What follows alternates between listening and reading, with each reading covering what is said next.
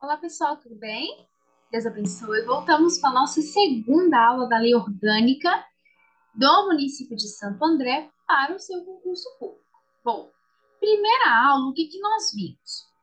Aquela parte introdutória, né, da legislação orgânica e também nós conversamos acerca da competência privativa do município, tá? O que que nós veremos aqui hoje? Competência comum, ok? E também algumas proibições do município.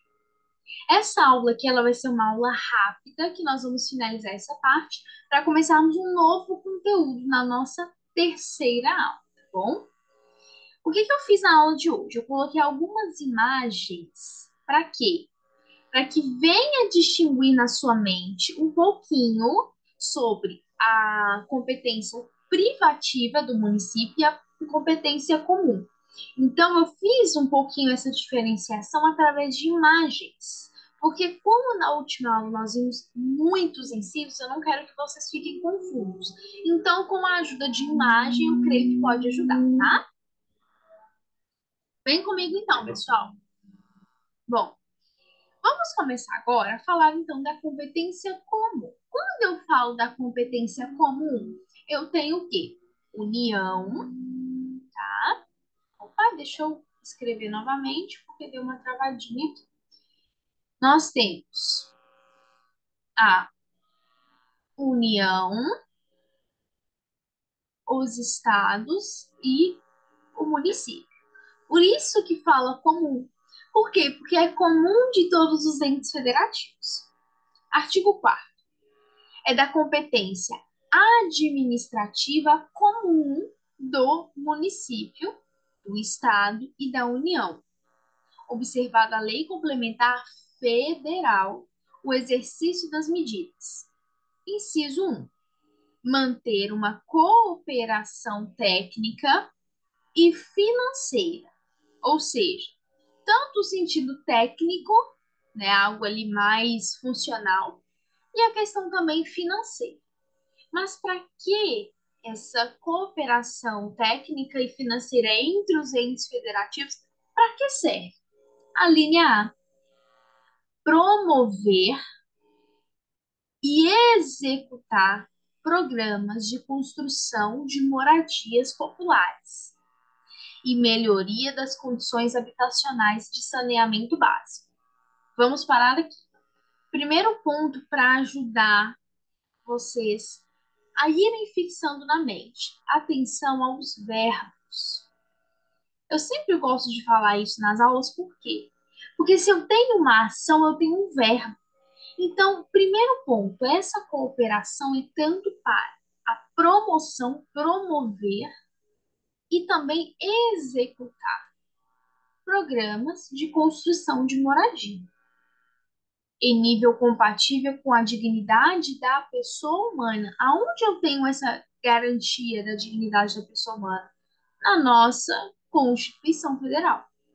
Bem como também o acesso ao transporte, ou seja, vou colocar aqui uma mobilidade, tá? Onde, locomoção, vou colocar assim, né? Uma locomoção, tá? Deixa eu desligar aqui minha caneta e ligar de novo. Porque às vezes eu uso ela direto e pode dar uma travadinha e a letra não ficar bom. Bom, agora foi. Foi na sua prova, bateu a dúvida, lembra aqui, ó. Casa e o transporte. Se eu estou falando de moradia, se eu estou falando de transporte, eu tenho uma cooperação técnica e financeira entre os entes federativos, tá? Bom, continuando, a linha B. Essa cooperação também está ligada a combater as causas da pobreza e, além disso, os fatores de marginalização. Ao mesmo tempo que eu tenho esse combate, eu tenho que ter também uma promoção para a integração social, e é o que a lei vai me garantir. Eu tenho que combater essas causas, tanto de pobreza quanto de marginalização, porém, o que que eu tenho que ter também? A integração de setores desfavorecidos, tá? Outro ponto aqui da linha C. Também promover a proteção do meio ambiente local, florestas, caça, pesca, conservação da natureza, defesa do solo e dos recursos naturais e combater a poluição em qualquer de suas formas, tá? Então, sonora, visual, enfim. Observar a legislação e a ação fiscalizadora estadual e federal. Então, também você tem essa cooperação técnica e financeira para promover essa proteção ao meio ambiente como um todo, tá? Também combater essa poluição, que é seu nível terrível, assustador, você também tem essa garantia. A linha D. A linha D vai falar sobre a defesa da fauna, da flora. Antes de continuar, eu tô falando aqui, eu estou lembrando. Vem comigo, ó. Na hora que eu estiver falando da legislação em si, ART é artigo. Às vezes eu falo, mas é bom passarmos aqui por algo bem rápido. Esse algarismo romano é inciso. Letras como A, B, C, assim sucessivamente, nós temos as alíneas, tá? Então, sempre que eu falar inciso, algarismo romano, as letrinhas, eu estou falando de alíneas, tá? Voltando aqui, teve uma aluna uma vez que me perguntou que era, tá? Então, estou explicando aqui rapidamente. A linha é proteger a infância e a juventude. E aqui, pessoal, é muito sério, porque aqui envolve várias questões. Envolve educação, principalmente educação. Porque aqui nós temos muito caso de quê? De evasão escolar. É muito sério esse caso. Então, nós temos N casos que envolvem e afetam diretamente a criança e adolescente, a infância e juventude, tá? Inciso 2. Impedir a evasão, destruição e descaracterização de obras de arte e outros bens de valor histórico, artístico ou cultural. Por quê, pessoal?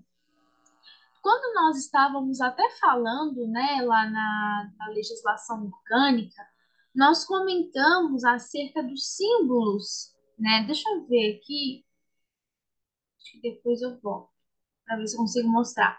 Na aula 1, nós falamos muito dos símbolos, né? Ou seja, o que que acontece? Esse valor artístico, ele vai muito além. Ele inclui ali história do município, a história, eventualmente, daquela localização ali naquele determinado município. Então, impedir essa descaracterização, essa destruição, significa impedir que isso venha a ser perdido, que isso venha a ser deteriorado, venha a ser esquecido. Então, manter esses bens de valor histórico, essas obras de arte, enfim, é manter também a história. Manter isso é manter a história, tá? É manter viva a história, porque nós estamos falando também de gerações futuras que verão aquilo, que irão conhecer também a história daquela cidade, daquele município, daquela localização. Inciso 3. Proporcionar os meios de acesso à cultura, à educação e também à ciência. 4. Estabelecer e implantar uma política de educação para a segurança no trânsito. 5. Zelar pela segurança. Tudo voltado para o bem-estar coletivo, tá? Continuando aqui. Promover sobre a extinção de incêndios, e aqui envolve tudo, né, gente? Tanto incêndio em área urbana, rural. E no inciso 7, fazer cessar no exercício do poder de polícia administrativa. Não sei se vocês já assistiram a aula 1, que eu falei sobre os princípios da administração, lá na parte de conhecimentos específicos, eu falei um pouquinho com vocês o que é a polícia administrativa. A polícia administrativa nada mais é do que o município, né? Essa polícia é diferente da polícia judiciária, tá? É um fiscalizar, ok? É implantar essa fiscalização. Então, por exemplo, eu tenho um restaurante, por exemplo, que entrega comida estragada, algo do tipo. Então, ali eu tenho esse poder de polícia, os órgãos responsáveis indo fiscalizando. Então, essa polícia administrativa é essa polícia fiscalizadora, digamos assim, tá? Então, vai fazer cessar as atividades que violem as normas de saúde, defesa civil, sossego, higiene, segurança, enfim, tudo aquilo que afeta a coletividade. Por quê? Porque o que se espera aqui é o bem da sociedade. Ou seja, coletivo, vou aqui usar a mesma palavra, a coletividade ela se sobressai, ela supera o individual. Inclusive, quando se fala da polícia administrativa, até se tem uma questão muito assim. Será que essa polícia administrativa, a partir do momento que eu ali faço cessar, por exemplo, algo, sossego, por exemplo. Ah, mas é sossego para mim, mas para o outro ali está sendo algo que ele está fazendo, ele está exercendo o direito de liberdade dele. Será que esse direito de polícia não seria ali uma invasora desse direito? Então você tem muito essa questão mais ali de estudos mais aprofundados, só que ao meu ver não, porque justamente o coletivo ele vai se sobressair, entendeu? O fato de eu ter a minha liberdade não pode prejudicar a liberdade coletiva. Então, se eu, por exemplo, eu tenho um mercado, se eu tenho um mercado, é o meu individual ali no sentido de eu estou fazendo o que a Constituição me garante. Eu estou fazendo ali meu livre exercício. A Constituição me garante eu poder trabalhar. Só que esse meu trabalho, eu não posso oferecer ali comida vencida, comida estragada. Ah, mas o mercado é meu, mas você oferece a quem? A coletividade. Essa coletividade, ela se sobressai, ok? Essa segurança, tá? Bom, e também no inciso 8 diz sobre esse controle da qualidade dos alimentos produzidos e distribuídos no seu território do ponto de vista da, olha aqui que falar aqui, palavrinhas importantes, saúde pública. Esse é o foco. E fiscalizar nos locais de venda as condições sanitárias dos gêneros alimentícios. Então, o poder de polícia ele vai ter esse direito, pode, dentro da lei, então, obviamente, assegurar esse bem-estar, essa saúde pública sobre o individual. Bom, falando disso, então, obviamente, se eu tenho o que o município pode e não pode fazer, eu também tenho o que o município não pode fazer. Vem comigo, artigo 5º. Ao município é vedado, ou seja, ao município é proibido. Inciso 1. Permitir ou fazer uso. Como assim, Rebeca, permitir ou fazer uso? O município pode tanto permitir que um terceiro faça ou ele mesmo fazer o uso de estabelecimento gráfico, jornal, estação de rádio, televisão, serviço de alto-falante ou outro meio de comunicação para a sua propriedade ou com recursos pertencentes aos cofres públicos para propaganda político-partidária ou fins estranhos à administração. O que significa eu dizer fins estranhos à administração? Significa eu dizer que são fins que não são foco da administração. Fins estranhos é aquilo que não é finalidade. funcional de atuação da administração, tá? Inciso 2, outorgar isenções e anistias fiscais, né, o perdão, ou permitir a remissão de dívidas sem interesse público justificado sob pena de nulidade do ato. 3, destinar recursos públicos a instituições particulares de caráter lucrativo. Então, não pode destinar nenhum recurso público a instituições particulares de caráter lucrativo, tá? Vamos aqui agora para a nossa página de próxima aula, aula 2. Aula 2 não, aula 3. Pessoal, bom, esqueci de falar no início da aula, mas se você já assistiu a aula 1, o que eu comentei lá com vocês? Todas as aulas do YouTube são gratuitas. São totalmente gratuitas. Sendo assim, o que eu estou fazendo para ajudar também na manutenção do canal? Todos os slides aqui que eu vou utilizar para toda a parte de legislação, porque o meu foco é passar toda a parte de legislação do seu edital. Se assim Deus me permitir, eu tenho fé que eu vou conseguir passar com tudo para vocês.